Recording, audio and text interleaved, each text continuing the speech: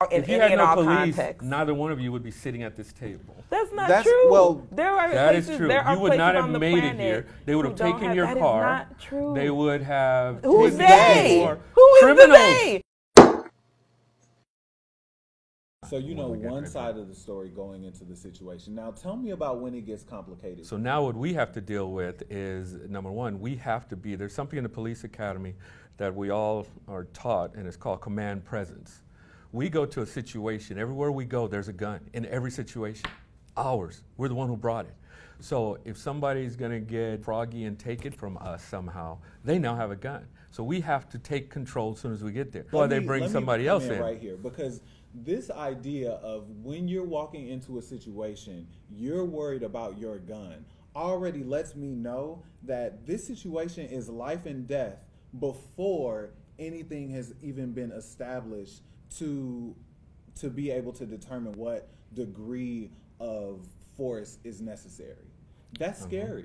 That's very scary. And also my question is, so at any point in time in like the police training, do you talk about, are you taught to diffuse a situation, de-escalate a situation, to protect the rights of everybody involved? Or you're already using the language victim without actually being a witness to what's happening at the time? So in my mind, that is criminalization of the person simply because somebody picked up the phone and called the police. I said that about the gun so you can understand. There's nobody thinking about it. You guys aren't thinking about it. All you're thinking about is the bad cop got there and now he's already going to be in a mindset of whatever. If I can see your hands, we're all good. Now this guy's over here yelling at me because he's a victim. You know what? I don't care about those people. I care about the guy who still got his hand in his pocket. Why?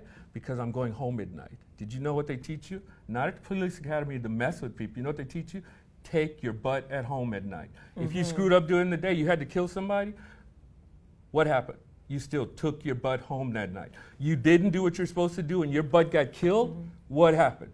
Your family doesn't have you that night. You did something wrong. That's what we're taught. Can you see how that notion of take your butt home at night is a problem? Not at all. My butt went home at night 24 years in a row. So then the problem that we have is in the community because people are calling the police because they think the police are going to make them safe, or the police are there to solve a problem, or the police are there to protect everybody's rights. But what you're saying is the police are coming into the situation thinking that, well, my job is to make sure that I make it home. Those are two very different things. Now the problem here, now I have to put my black face on, is if it's a black man and he's holding in, I don't care what kind of white person you are, you're still thinking, this is a brother right here and he's stronger, he's more aggressive, and I bet you he has a gun. I know, because I've been on that other side where I had to tell everybody, stand down, I got this, because I know. Yes, a black officer is going to be a little bit slower to pull the trigger, maybe even just a little bit, right? Just 1 second. But you know, 12-year-old boy Tamir Rice was killed in 2.7 seconds by 2 white police officers. And maybe, perhaps, had they been black, they might have been moving a little bit slower, and one of them would have seen that he was, you know, not 19 years old, but, you know, 11 years old. I cannot disagree with that.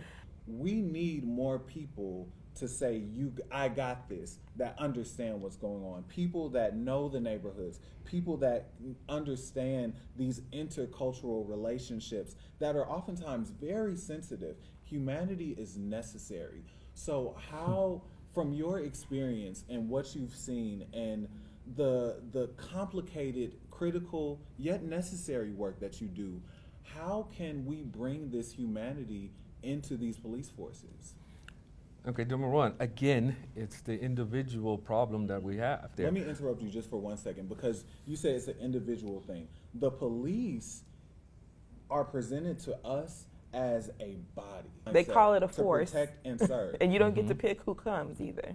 So with that, how can this force made up of all of these individuals that are the problems, how can these individuals form a force that is really for and by the people? A chain is only as strong as its weakest link. And as long as you deal with people, you're dealing with someone who's going to err. There's another thing that my cop friends will hate. We need to change the policy of deadly force. We really do. And the reason a lot of cops, and there's most people will not become cops when they change that policy.